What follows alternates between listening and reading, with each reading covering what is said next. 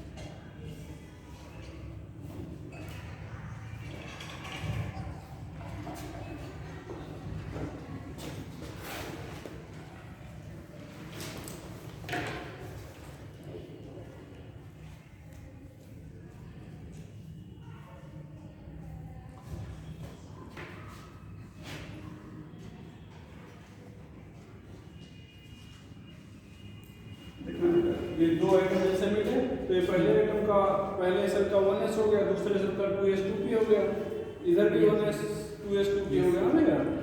अब देखो बेटा यहाँ पर sigma 1s2 sigma star 1s2 sigma 2s2 sigma star 2s2 sigma 2pz2 पाई 2px2 पाई 2py2 पाई स्टार 2px2 पाई star 2py2, ठीक है।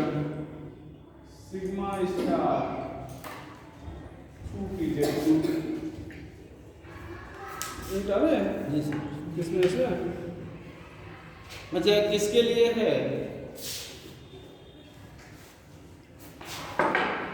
For homo atomic molecule,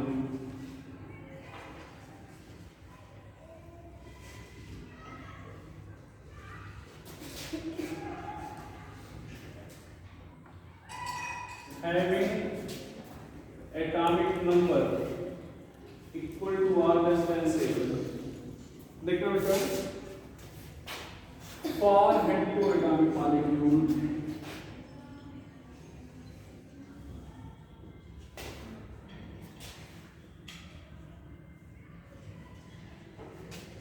are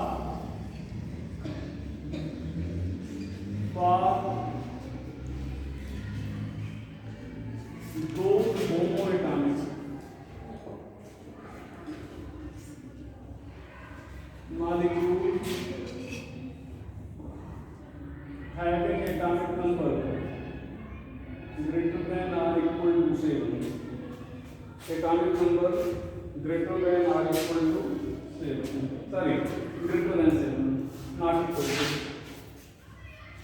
देखना बेटा सेम वही बना रहे हैं, बस एक थोड़ा सा अंतर आएगा।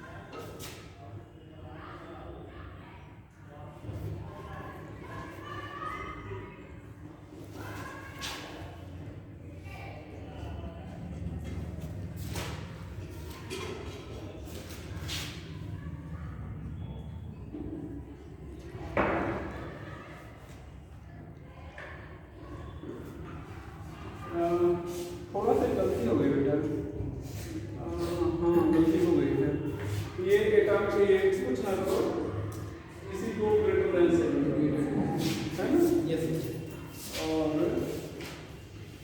आर फॉर हेटेरोएटॉमिक, होमी की जगह पेट्रो नहीं होमोएटॉमिक रहेगा, ठीक है होमोएटॉमिक रहेगा। अगर हेटेरो है तो सॉरी होमो है तो एटॉमिक नंबर 7 से ज्यादा होना चाहिए, यस सर। या फिर हेटेरो है, और ये आप हेटेरो हटा दीजिएगा, ये less than or equal to 7 कर देना, ठीक है। यहाँ पे हम लोग वो थोड़ा सा दिवाली में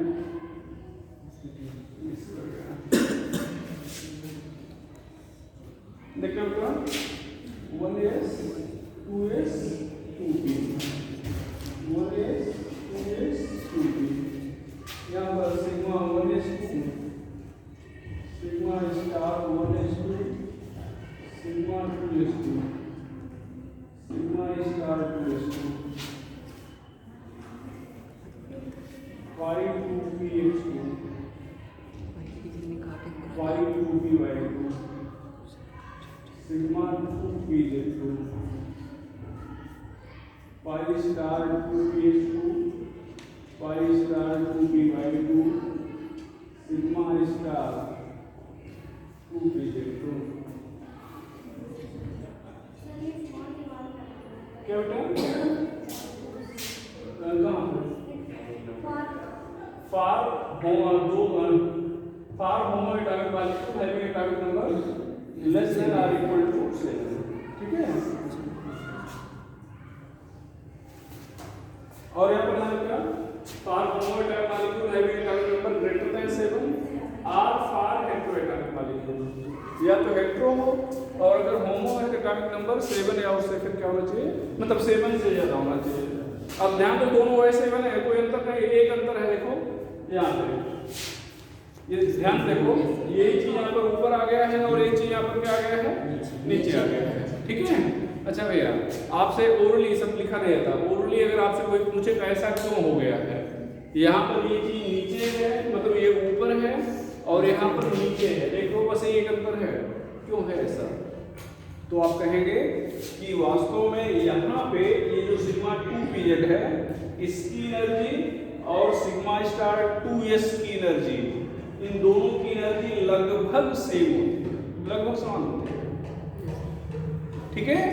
तो लगभग समान होती है तो इनके और इसके इलेक्ट्रॉन क्लाउड में रिपल्सन होता है, तो रिपल्सन होने से क्या होता है, ऊपर उठ जाता है, रिपल्सन होने से ये ऊपर हो जाता है, एनर्जी बढ़ जाती है, ठीक है। तो डायग्राम से आपको बहुत मतलब नहीं है, डायग्राम रटना नहीं है, बस डायग्राम से हमें ये एनर्जी का लेवल देखना है। देखो बेटा यहाँ पर आप एनर्जी लेवल यहाँ पर लिख रहे हो, ये हेडिंग क्या है, हेडिंग निकाल रहे हैं, देखो बेटा यहाँ पर इसी क्रम में लिखना है, देखो sigma 1s2 less than sigma star 1s2 sigma 2s2 sigma star 2s2, आगे भैया सिग्मा 2pz2 ये 5 2px2 5 2py2 5 star 2px2 5 star 2py2 sigma star 2pz2 sigma star 2pz2, जितना ऊपर रहेगा उसकी एनर्जी जो जितना ऊपर रहेगा उसकी एनर्जी उतनी हाई रहेगी, और क्या ये ग्रेटर एनर्जी बढ़ती है। और यही आपको आप बाउ प्रिंसिपल क्या कहते हैं कि आप बाउ प्रिंसिपल का फॉलो करते हैं, तो आप बाउ प्रिंसिपल मतलब एनर्जी के बढ़ते क्रम में भरा जाएगा। अब दो ही इलेक्ट्रॉन अगर आपको भरना है तो 2 इलेक्ट्रॉन यहीं रहेंगे, ऐसा नहीं कि आप कहीं पर भर दो, आप बाउ प्रिंसिपल के गाड़ी 3 है तो 2 यहाँ पर रहेगा, 1 यहाँ रहेगा, ठीक है। आप बाउ प्रिंसिपल हो गया। और क्या था, हुंस रूल अभी बता रहे हैं, ठीक है। पाउली एक्सक्लूजन प्रिंसिपल का मतलब दोनों इलेक्ट्रॉन अपोजिट स्पिन के होंगे, ऐसा नहीं कि दोनों इलेक्ट्रॉन सेम स्पिन के भर दो, तो जो भी रूल्स पीछे आप पढ़े वो सब फॉलो किए जाएंगे।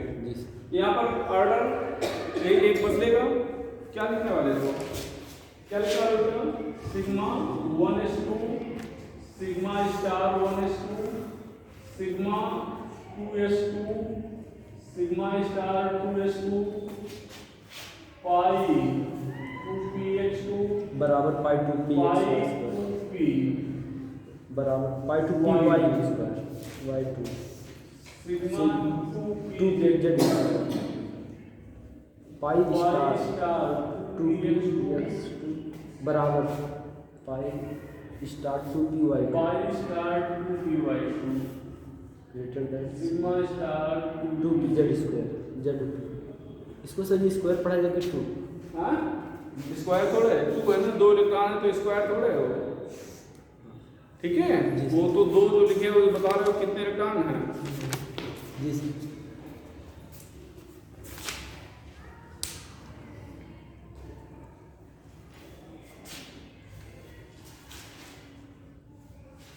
ओके बेटा जी सर इलेक्ट्रॉनिक कॉन्फ़िगरेशन हम लोग आगे बढ़ेंगे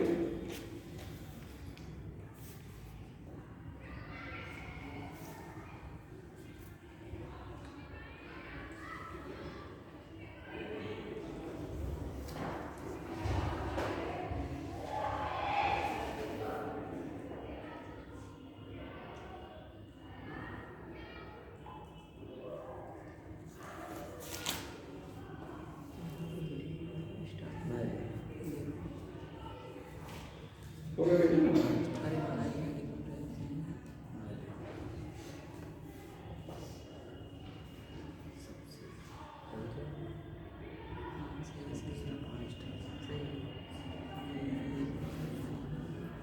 सर एक के बाद एक स्टार क्यों लगाया जा रहा है एंटी करनी है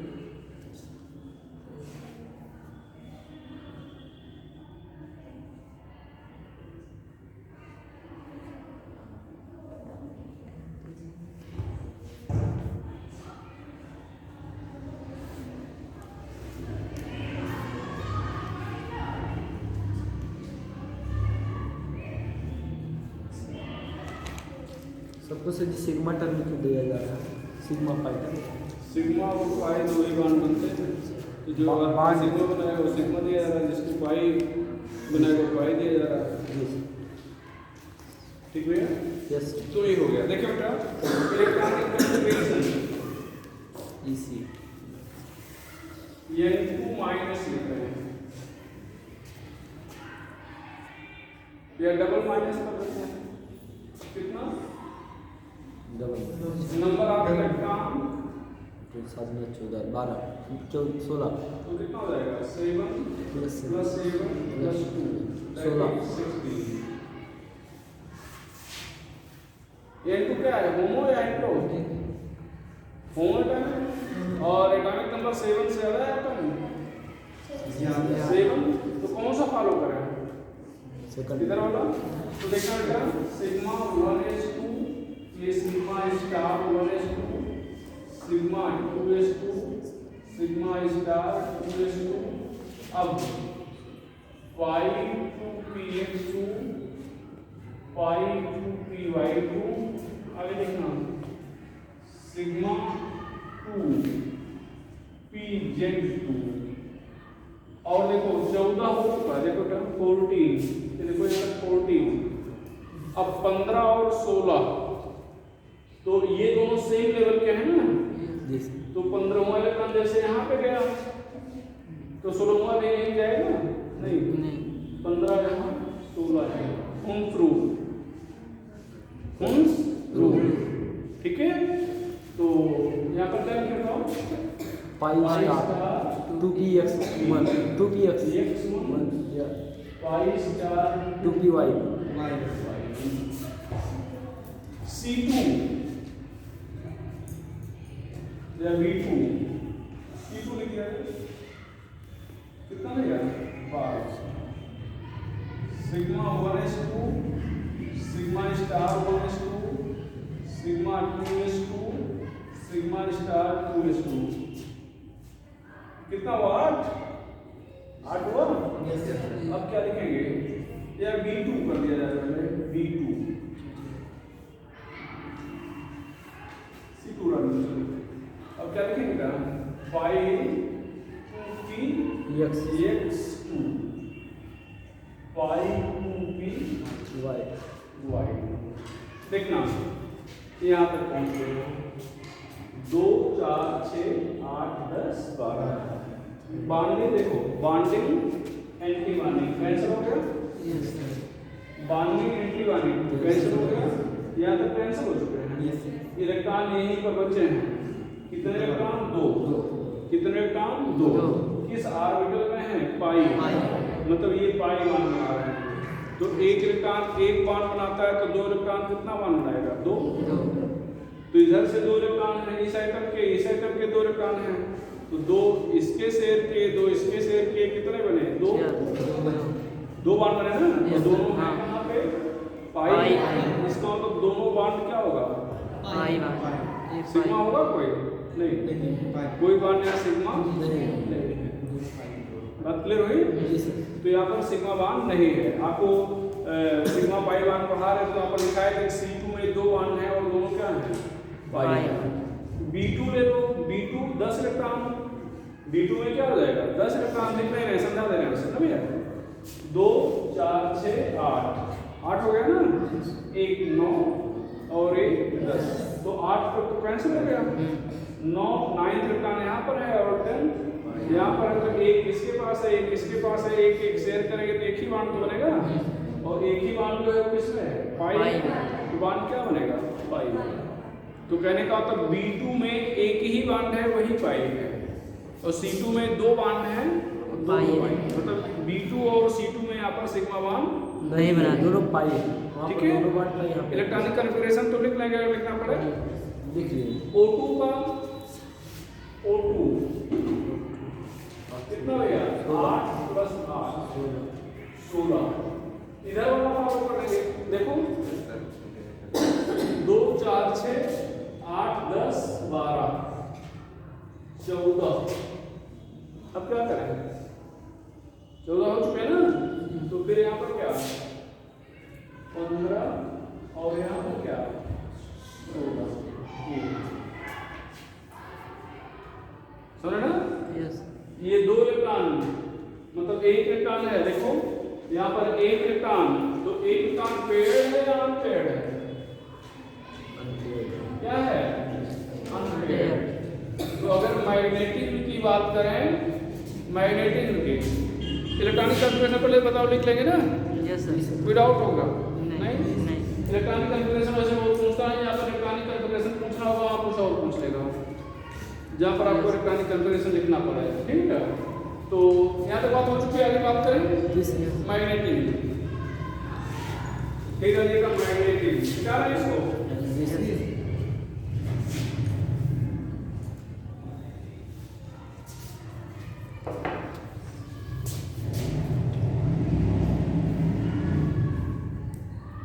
on the basis of magnetism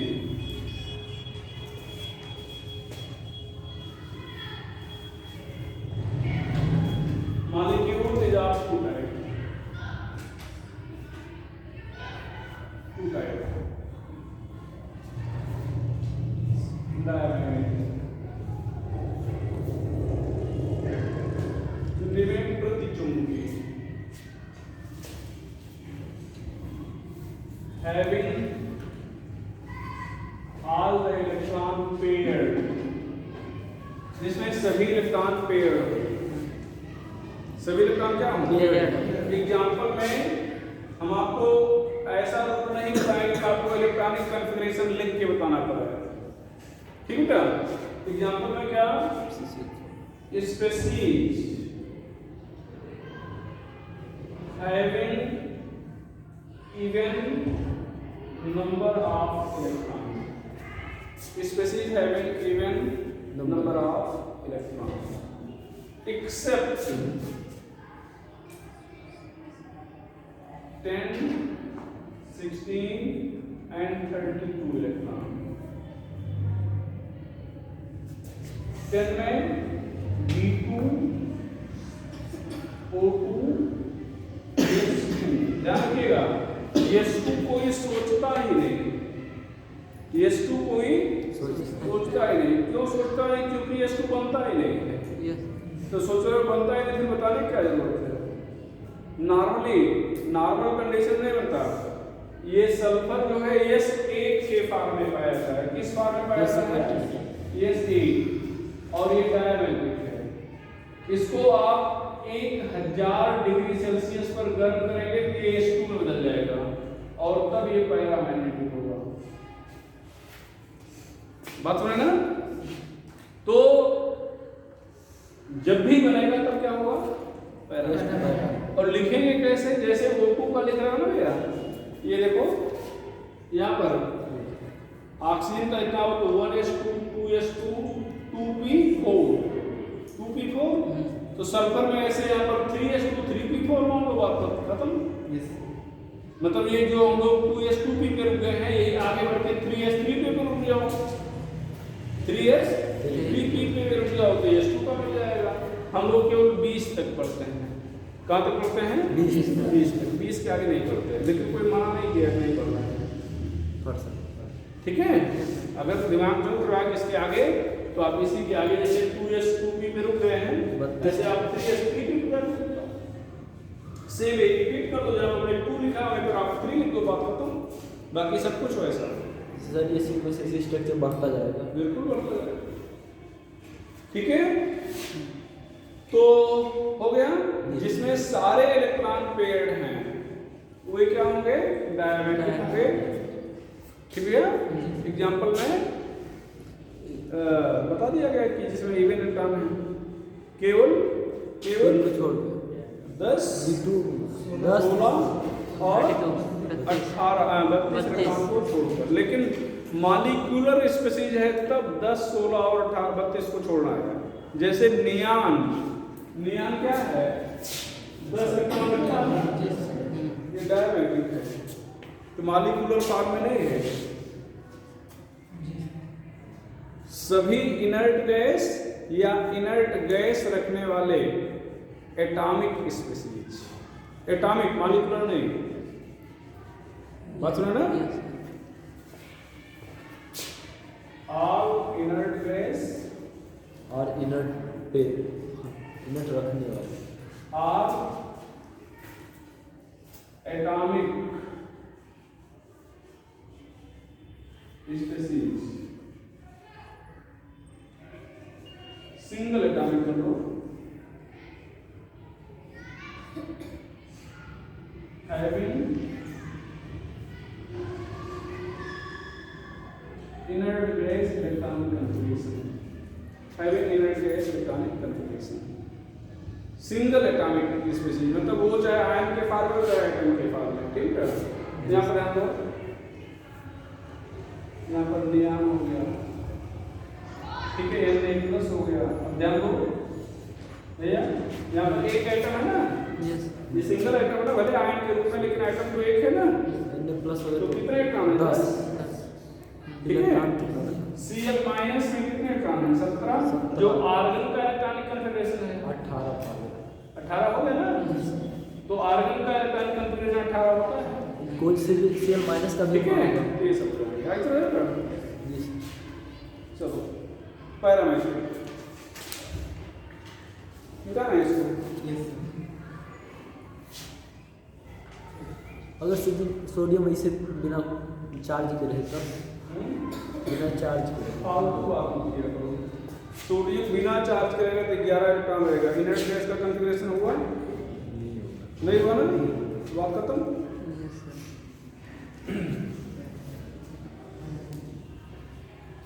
है इधर क्या बोलते हैं हम? हाँ, पैरामीटर।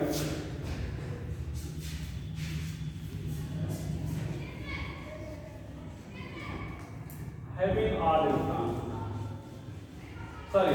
having unpaired electron, भैया unpaired electron। और क्या बोलना चाह रहे थे हम? स्पीशीज एग्जाम्पल में species having not even number odd electron and also molecular species। देखना बेटा, वर्ड पर मॉलिक्यूलर स्पीशीज को बनाए,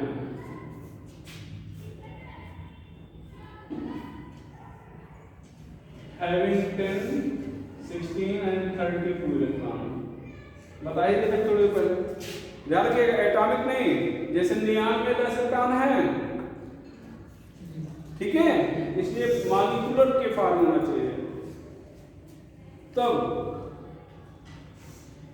ठीक है। अच्छा, ये चालाकी पेपर सेटर भी जानते हैं, जो पेपर बनाते हैं बहुत बुद्धिमान होते हैं। हम लोग जो चालाकी पढ़ाते समय दिखाते हैं उनको मालूम रहता है। जैसे बता दिया गया 10, 12, 10, 16 और 32 16 रटे रहना, कि जब भी मिले तो आप खटाक से बोलना। वो भी चालाकी लगाते, ठीक है बता तो दिए कितने अनपेड इलेक्ट्रॉन है बताओ, कितने अनपेड इलेक्ट्रॉन है ये बताओ, ठीक है। तो ये भी ध्यान रखिएगा, जब इवन वाला अनपेड होगा तो हमेशा 2 अनपेड होगा। इवन वाला अगर अनपेड रखेगा तो कितना रखेगा, तो देखो अभी बनाए थे 16 बनाए थे ना, 14 हो पता 15 16 तो 2 अनपेड हुआ नहीं। यहाँ पर 10 बनाए थे, इधर 10 बनाए थे, तो यहाँ तक 8 हो चुका है, 9 10। तो जब इवन वाला अनपेड इलेक्ट्रॉन रखेगा तो कितना रखेगा, 2 अनपेड इलेक्ट्रॉन, ठीक है। तो 2 अनपेड इलेक्ट्रॉन,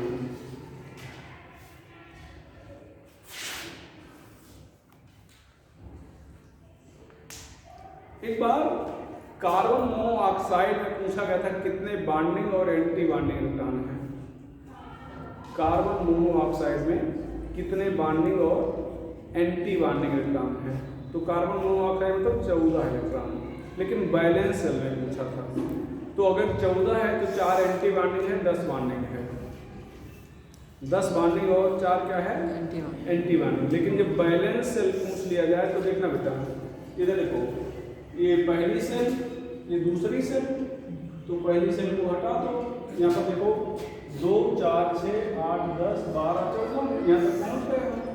तो ये बैलेंस सेल जो है, ये पहली इधर सेल को हटा दो तो बैलेंस सेल यही होगा 2 वाला, तो एक ही एंटी बॉन्डिंग है और 2 4 6 8 बॉन्डिंग हो गया। ऐसे भी कई बार पूछ लेते हैं। अभी सब क्वेश्चन के ऊपर लिखा देंगे, समझा देंगे, क्वेश्चन के ऊपर लिखा देंगे, ठीक है। तो ऐसे भी पूछ सकते हैं कि इसके बैलेंस सेल में कितने बॉन्डिंग और एंटी बॉन्डिंग इलेक्ट्रॉन, ठीक है। अब तो बता लेंगे कि कौन पैरामेट्रिक है कौन डायमेट्रिक है। क्या है इसको, which one of the following is parametric, which one of the following is parametric।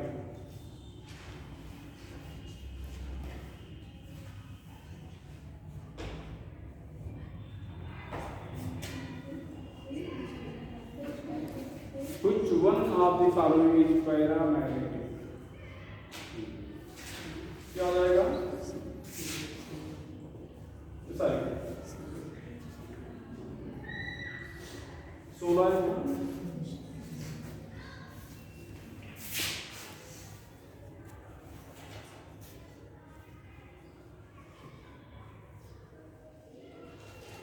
Which one is diametric?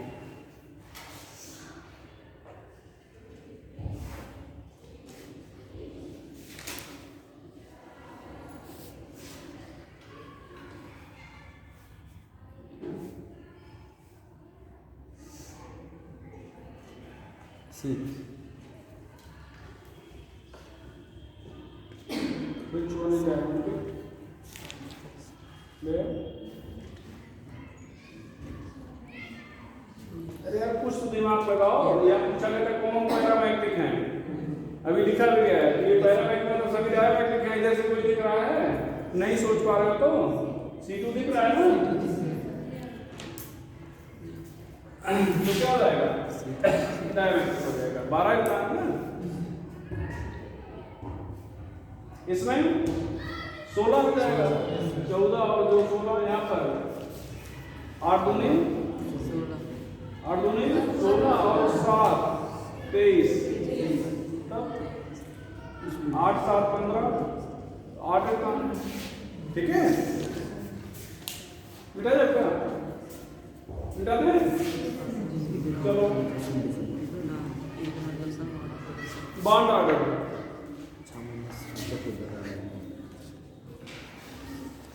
ये है bond order.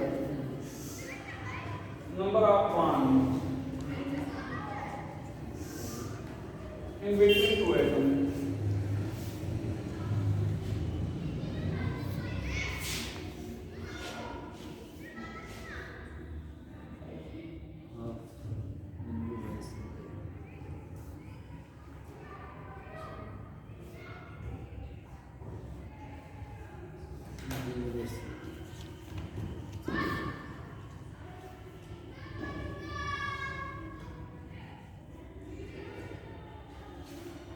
Number of bonding molecular term, number of anti-bonding molecular term, number of bonding molecular term, number of anti-bonding molecular term.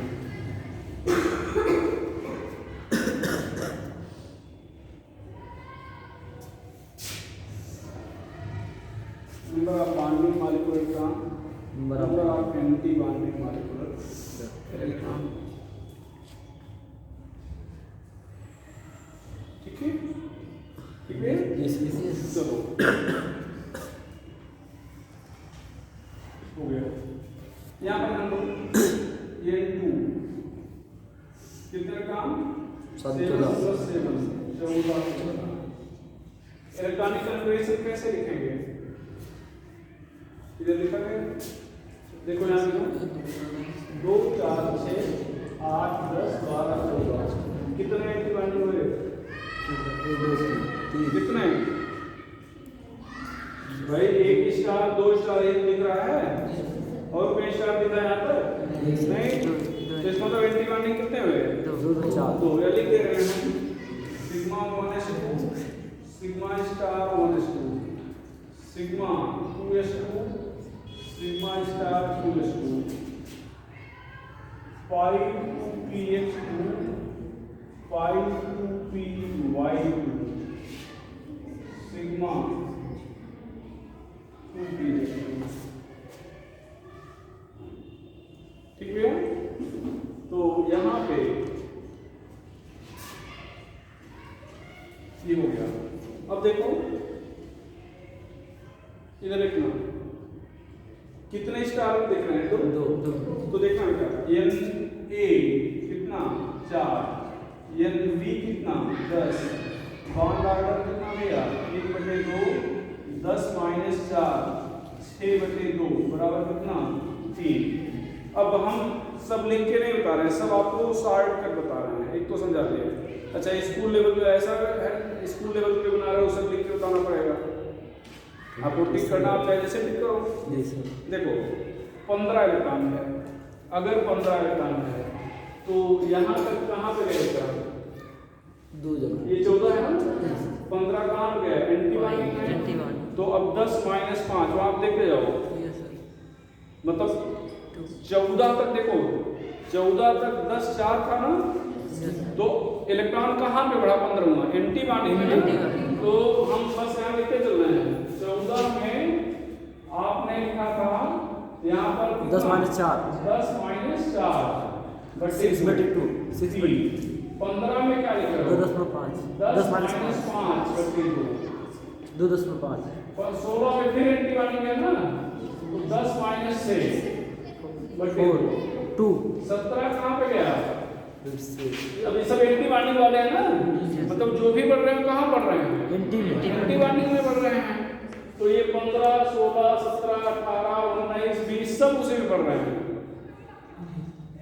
तो इसका मतलब जितने भी बढ़ेंगे कहाँ पे बढ़ेंगे? Anti bonding. देखो 10 - 7/2 कितना बेटा 18 10 - 8/2 कितना 1 19 10 - 9/2 0.5 20 10 - 10 -10/2 बराबर 0। अब ध्यान दो है ना। अच्छा घटाओ एक एकदम, अभी बढ़ाया आपने 14 से कम करो 13 करो, तो घटेगा कहाँ से?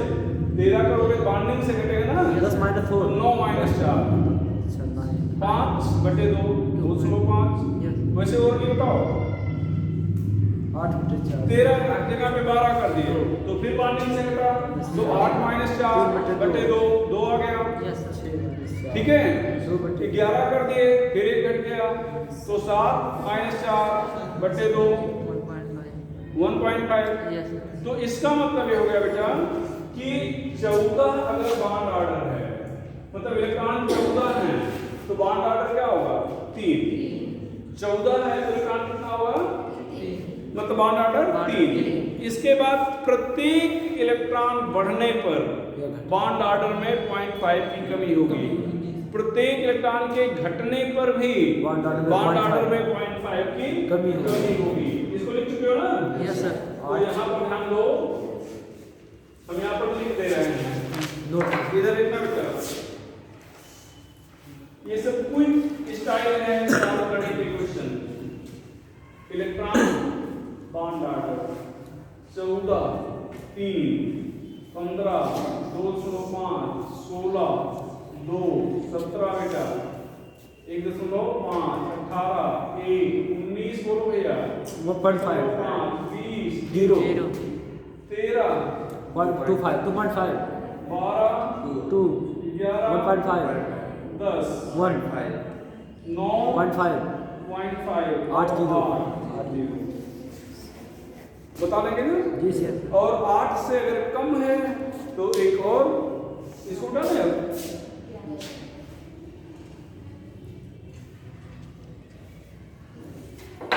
इधर देखो,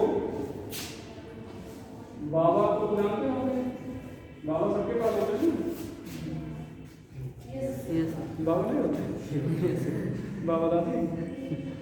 तो बॉन्डिंग एंटी बॉन्डिंग, बॉन्डिंग ठीक है बस। बाबा उल्टा भी बाबा जानते, उल्टा भी नीचे से पढ़ना है ना, हम नीचे से रिकॉर्ड कैलकुलेशन लेकर आते हैं। जी सर। नीचे बाबा bonding anti bonding, bonding anti bonding फट से होता है। H2 माइनस का बताओ, H2 माइनस कितना हो गया? एक इलेक्ट्रॉन 1s2 1 H2 माइनस 3 है ना, तो 2 बॉन्डिंग, एक एंटी बॉन्डिंग, 2 माइनस 1 बटे 2 1.5 ठीक है। He2 माइनस कितना, 2 2 4 1 5, 2 2 4 1 5, तो बॉन्डिंग एंटी बॉन्डिंग, बॉन्डिंग तो कितना, 2 बॉन्डिंग और 1 बॉन्डिंग, 3 बॉन्डिंग और 2 एंटी बॉन्डिंग, 2 3 माइनस 2 2 2.5 अच्छा इसका यहाँ साथ ठीक है। H2 माइनस कितना आ गया, तो बन जाएगा ना, बॉन्ड निकालेंगे क्विकली। चलो लिखो, इसको लिख चुके बेटा, लिखो आपको दो electron minus 3 electron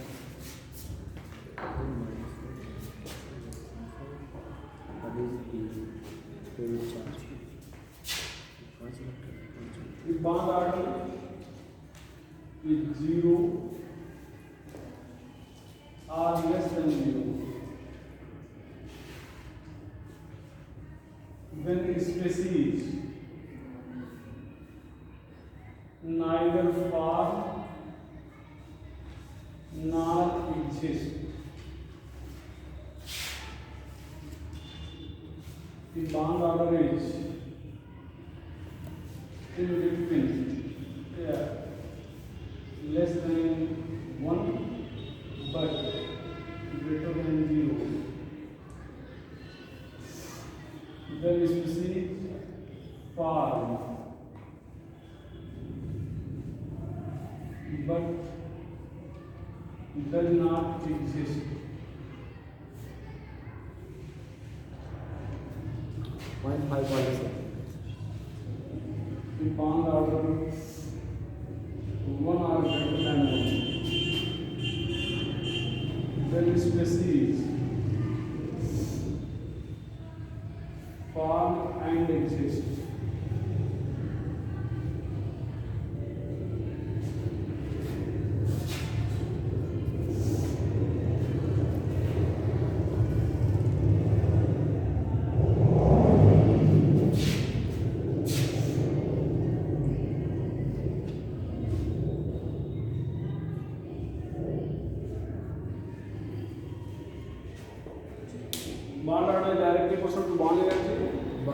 and directly equal to stability. Stability. ये लिख चुके हो? यस। उधर तो लिखे हुए होंगे। यस। चलो इधर इक्वल करो।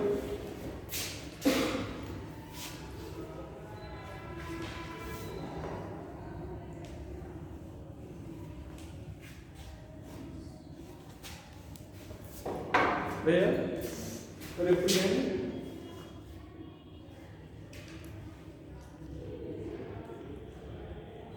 order of bond order and stability order of following। भैया देखो क्या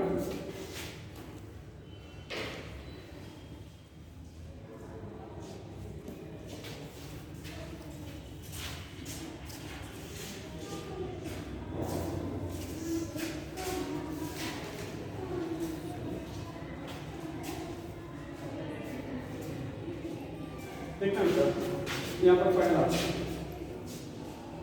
O2 plus O2 minus O2 double minus. देखना बेटा पहले समझना कितने काम 16। तो ऐसे देखा करो 14 से कितना बढ़ा?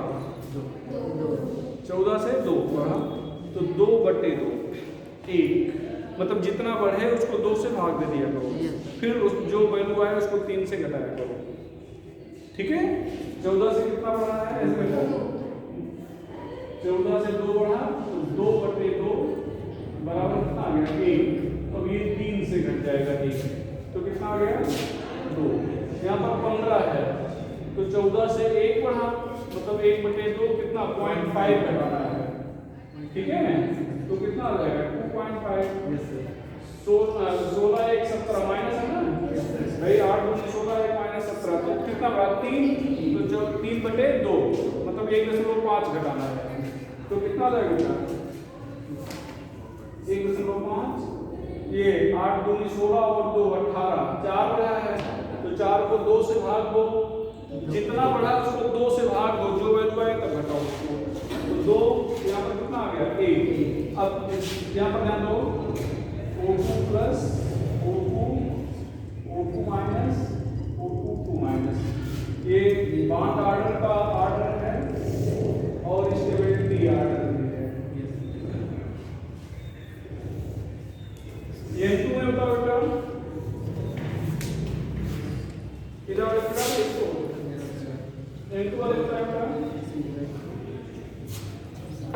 कितना काटे में 14 तो कितना हो गया? 3। N2 plus 13 2.5, N2 minus 15 2.5, N2 double minus 16 ये 2। अब बताओ N3 N2 less than N2 plus N2 minus N2 minus, ये किसका ऑर्डर है? बॉन्ड ऑर्डर एंड स्टेबिलिटी और स्टेबिलिटी। सी में देखो बेटा H2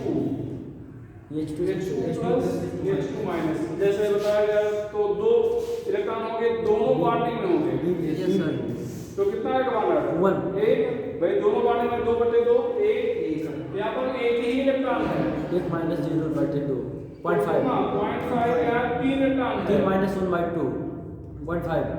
3 इलेक्ट्रॉन है तो 2 माइनस 1 सभी लोग समझ रहे हैं? Yes sir. सभी लोग समझ रहे हैं ना? H2 लेस देन क्या हो जाएगा? H2 less than H2 plus बराबर H2 माइनस। बीच में आप करें बेटा।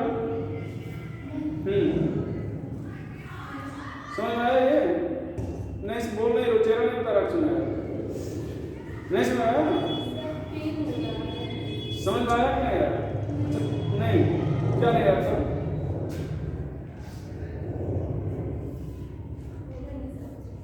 पूरे नहीं सुना? अरे अच्छा बैठो बैठो बैठो। कितने लोग नहीं समझाया?